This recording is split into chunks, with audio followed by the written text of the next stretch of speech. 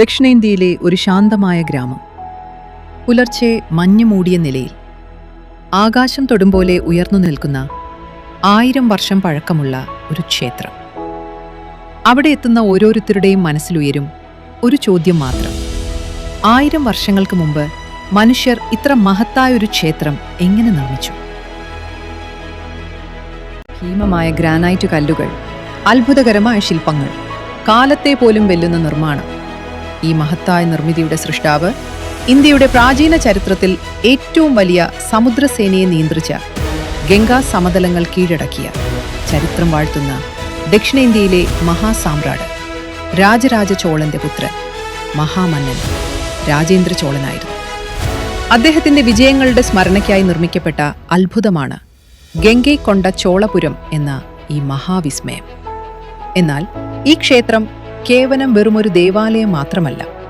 ഇതിന്റെ ചുവരുകളിൽ മറഞ്ഞിരിക്കുന്നത് ഒരു സാമ്രാജ്യത്തിന്റെ കഥ, ഒരു രാജാവിന്റെ അഭിമാനം. ഇന്നും പൂർണ്ണമായി പിടിതരാതെ ഈ കല്ലുകൾ നമ്മോട് പറയാതെ പറയുന്നു ചോള ഇതിഹാസത്തിലെ ഒരു മഹാ അധ്യായത്തിന്റെ ചില രഹസ്യങ്ങൾ. ഗംഗൈകൊണ്ട ചോളപുരത്തിന്റെ മറഞ്ഞിരിക്കുന്ന ആ രഹസ്യങ്ങളെ നമുക്ക് കണ്ടെത്താൻ ശ്രമിക്കാം.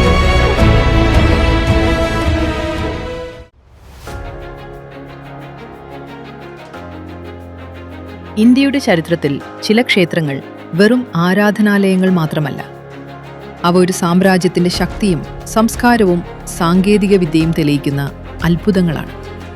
തമിഴ്നാട്ടിലെ തഞ്ചാവൂർ നഗരത്തിൽ നിന്ന് ഏകദേശം 70 കിലോമീറ്റർ വടക്ക് കിഴക്കായി അരിയലൂർ ജില്ലയിൽ സ്ഥിതി ചെയ്യുന്നതാണ് ഗംഗൈകൊണ്ട ചോളപുരം എന്ന ഈ മഹാക്ഷേത്രം.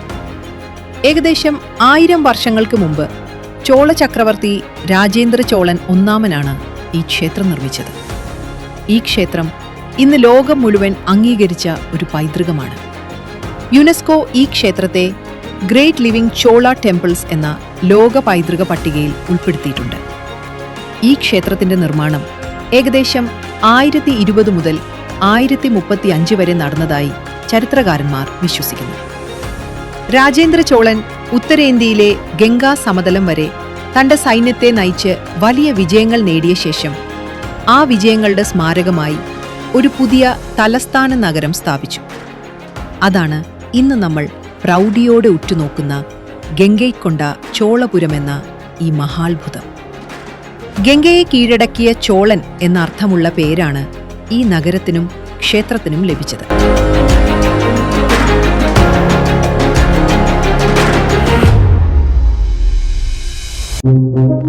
ഈ ക്ഷേത്രത്തിന്റെ നിർമ്മാണം ഇന്നും ഒരത്ഭുതമാണ്.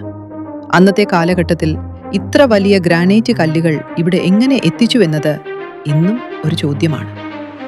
എങ്ങനെ അവയെ ഇത്ര ഉയരത്തിൽ സ്ഥാപിച്ചു? കിലോമീറ്ററോളം നീളമുള്ള മണ്ണ് റാമ്പുകൾ നിർമ്മിച്ച് കല്ലുകൾ മുകളിലേക്ക് കൊണ്ടുപോയി എന്നാണ് ചില ഗവേഷകർ പറയുന്നത്. എന്നാൽ ഇതിന്റെ യഥാർത്ഥ രഹസ്യം ശാസ്ത്രത്തിനു പോലും ഇന്നും പൂർണ്ണമായി തെളിയിക്കാൻ സാധിച്ചിട്ടില്ല. ക്ഷേത്രത്തിന്റെ ചുവരുകളിൽ കാണുന്ന ശില്പങ്ങൾ അതീവ മനോഹരമാണ്. ദേവന്മാർ, നൃത്തഭംഗികൾ, യുദ്ധദൃശ്യങ്ങൾ, മനുഷ്യരുടെ ജീവിതം എന്നിവയെല്ലാം കല്ലിൽ ജീവിക്കുന്നത് പോലെ മനോഹരമായി കൊത്തിയെടുത്തിട്ടുണ്ട്. ചോള സാമ്രാജ്യത്തിന്റെ കലാസമ്പത്തും സംസ്കാരവും, അതുല്യമായ ശില്പശാസ്ത്ര മികവും നിർമ്മാണ വൈദഗ്ധ്യവും ഇതിലൂടെ വ്യക്തമായി പ്രകടമാകുന്നു.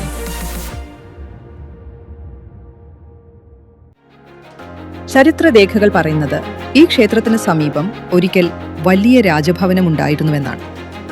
ചോള സാമ്രാജ്യത്തിന്റെ മഹാചക്രവർത്തിയായ രാജേന്ദ്ര ചോളൻ ഒന്നാമൻ ഇവിടെയാണ് തന്റെ തലസ്ഥാനത്തെ സ്ഥാപിച്ചത്. എന്നാൽ ആ മഹത്തായ കൊട്ടാരത്തിന്റെ ഭൂരിഭാഗവും ഇന്നില്ലാതായി. പുരാവസ്തു ഗവേഷകർ കണ്ടെത്തിയത് ഇഷ്ടിക കൊണ്ട് നിർമ്മിച്ചിരുന്ന വലിയ കൊട്ടാരത്തിന്റെ അവശിഷ്ടങ്ങൾ മാത്രമാണ്. ചരിത്രകാരന്മാരുടെ അഭിപ്രായത്തിൽ ഒരിക്കൽ ഗംഗൈകൊണ്ട ചോളപുരം ഒരു വലിയ തലസ്ഥാന നഗരമായിരുന്നു. കൊട്ടാരങ്ങൾ, വിപണികൾ, സൈനിക ക്യാമ്പുകൾ എന്നിവയെല്ലാം ഇവിടെ ഉണ്ടായിരുന്നതായി പറയപ്പെടുന്നു. എന്നാൽ കാലത്തിന്റെ ഒഴുക്കിൽ ആ നഗരം ഇല്ലാതായി. ഇന്ന് ആ മഹത്വത്തിന്റെ സാക്ഷിയായി ഈ ക്ഷേത്രം മാത്രം നിലകൊള്ളുന്നു. ഇന്ന് നമ്മൾ കാണുന്നത് ഒരു ക്ഷേത്രം മാത്രമാണ്.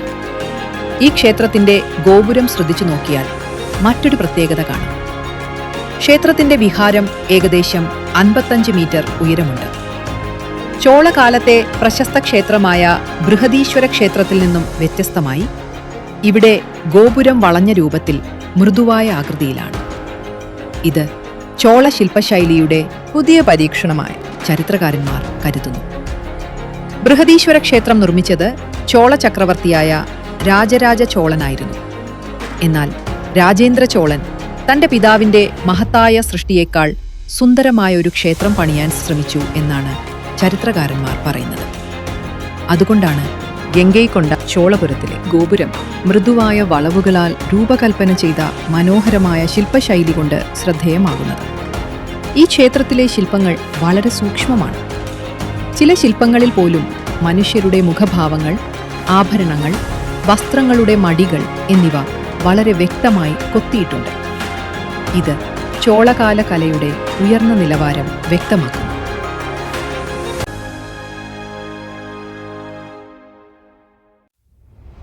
ഈ ക്ഷേത്രത്തിന്റെ പ്രധാന ആരാധനാമൂർത്തി പരമശിവനാണ്. ഇവിടെ ശിവൻ ഗംഗൈകൊണ്ട ചോളേശ്വരൻ എന്ന പേരിലാണ് ആരാധിക്കപ്പെടുന്നത്. ക്ഷേത്രത്തിനുള്ളിലെ ശിവലിംഗം വളരെ വലിപ്പമുള്ളതാണ്. ഇത് ഏകദേശം 4 മീറ്ററിലധികം ഉയരമുള്ളതാണ്. ഈ ലിംഗത്തിന്റെ വലിപ്പവും രൂപവും ചോളകാലത്തെ മതവിശ്വാസത്തിന്റെ ആഴം വ്യക്തമാക്കുന്നു. ഇത് ഇന്ത്യയിലെ ഏറ്റവും വലിയ ശിവലിംഗങ്ങളിൽ ഒന്നായി കരുതപ്പെടുന്നു. ഗംഗൈകൊണ്ട ചോളപുരം ക്ഷേത്ര സമുച്ചയത്തിനുള്ളിൽ പ്രധാന ദേവനായ പരമശിവനെ കൂടാതെ നിരവധി ഉപക്ഷേത്രങ്ങളും സന്നിധികളും നിലകൊള്ളുന്നു. പ്രധാന ക്ഷേത്രത്തിന്റെ തെക്കുഭാഗത്ത് സ്ഥിതി ചെയ്യുന്ന ചെറിയ ദേവാലയമാണ് തെൻ കൈലാസം അഥവാ ദക്ഷിണ കൈലാസ ക്ഷേത്രം.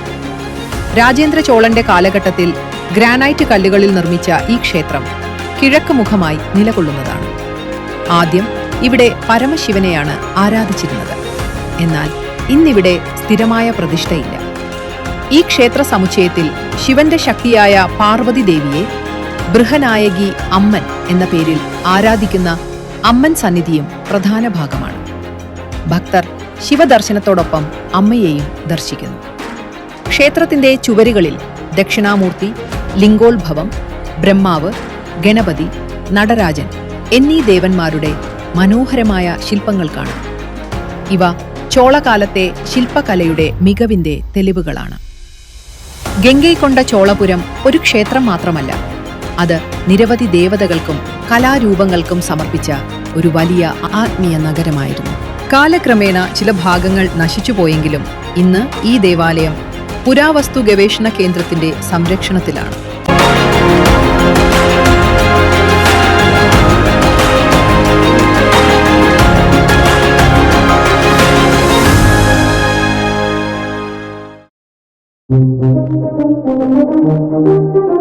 ക്ഷേത്ര സമുച്ചയത്തിലെ പ്രധാന ആകർഷണങ്ങളിൽ ഒന്നാണ് നന്ദി പ്രതിമ. ഗംഗൈകൊണ്ട ചോളപുരത്തിലെ നന്ദി വളരെ വലിപ്പമുള്ള പ്രതിമയാണ്. ഏകദേശം 5 മുതൽ 6 മീറ്റർ വരെ നീളവും 3 മീറ്ററോളം ഉയരവും ഉണ്ടെന്നാണ് ചരിത്രകാരന്മാർ വിലയിരുത്തുന്നത്. ഹിന്ദു വിശ്വാസത്തിൽ നന്ദി എന്നത് ശിവഭഗവാന്റെ വാഹനവും ഭക്തനുമാണ്. ശിവക്ഷേത്രങ്ങളിൽ സാധാരണയായി നന്ദി ശിവലിംഗത്തിന്റെ നേരെ മുന്നിലിരിക്കുന്നതായി കാണാം. ഇവിടെയും ക്ഷേത്രത്തിലെ ശിവലിംഗത്തെ നേരെ നോക്കുന്ന രീതിയിലാണ് സ്ഥാപിച്ചിരിക്കുന്നത്. ഇത് ശൈവക്ഷേത്രങ്ങളുടെ സാധാരണ ആചാരമാണ്. നന്ദി വെറും ഒരു കാളയുടെ പ്രതിമയല്ല. അത് ഭക്തി, ശക്തി, വിശ്വാസം, ധൈര്യം എന്നിവയാണ് പ്രതിനിധീകരിക്കുന്നത്. ക്ഷേത്രത്തിൽ പ്രവേശിക്കുന്ന ഭക്തർ ആദ്യം നന്ദിയെ ആരാധിച്ച ശേഷം മാത്രമാണ് ശിവനെ ദർശിക്കുന്നത്. ഗംഗൈകൊണ്ട ചോളപുരത്തിലെ നന്ദിയുടെ രൂപകൽപ്പന വളരെ മനോഹരമാണ്. ഈ നന്ദി ആദ്യം കല്ലിൽ നിർമ്മിച്ചതല്ല. പിന്നീടുള്ള കാലഘട്ടങ്ങളിൽ ഇഷ്ടികയും ചുണ്ണാമ്പ് മിശ്രിതവും ഉപയോഗിച്ച് പുനർനിർമ്മിച്ചതാണെന്ന് ചില ഗവേഷകർ പറയുന്നു. നന്ദിയുടെ കഴുത്തിലെ അലങ്കാരങ്ങൾ, കാതിലെ ആഭരണങ്ങൾ, ശരീരത്തിന്റെ മൃദുവായ ശില്പരൂപമെല്ലാം ചോളകാലത്തെ കലാപാടവം വ്യക്തമാക്കുന്നു. ഇതിൽ കൗതുകകരമായ ഒരു കാര്യം, ചില ചരിത്രകാരന്മാർ പറയുന്നത് ഗംഗൈകൊണ്ട ചോളപുരത്തിലെ നന്ദി പ്രതിമ പിന്നീട് നിർമ്മിച്ചിട്ടുണ്ടെങ്കിലും അതിന്റെ ആകൃതിയും ഭംഗിയും ചോളകാലത്തെ ശൈലി പിന്തുടരുന്ന രീതിയിലാണ് എന്നുള്ളതാണ്.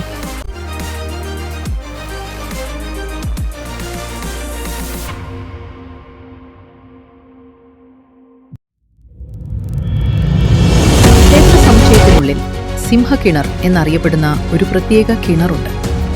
കിണറിന്റെ പ്രവേശന ഭാഗം സിംഹത്തിന്റെ വായ് പോലെ രൂപകൽപ്പന ചെയ്തിരിക്കുന്നു. ചരിത്രകാരന്മാർ പറയുന്നത് രാജേന്ദ്ര ചോളൻ ഗംഗാ നദിയിൽ നിന്ന് കൊണ്ടുവന്ന ജലം ആദ്യം ഈ കിണറിലായിരുന്നു സംഭരിച്ചതെന്ന്.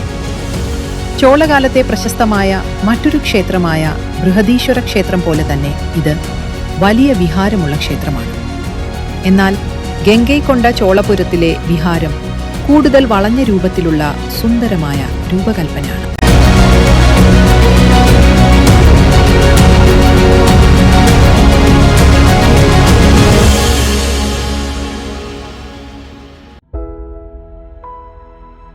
ആയിരം വർഷങ്ങൾക്ക് മുമ്പ് ഒരു മഹാസാമ്രാജ്യത്തിന്റെ ഹൃദയത്തിൽ ആകാശത്തെ തൊടുന്ന പോലെ ഉയർന്നു നിന്ന ഒരു അത്ഭുത ക്ഷേത്രം.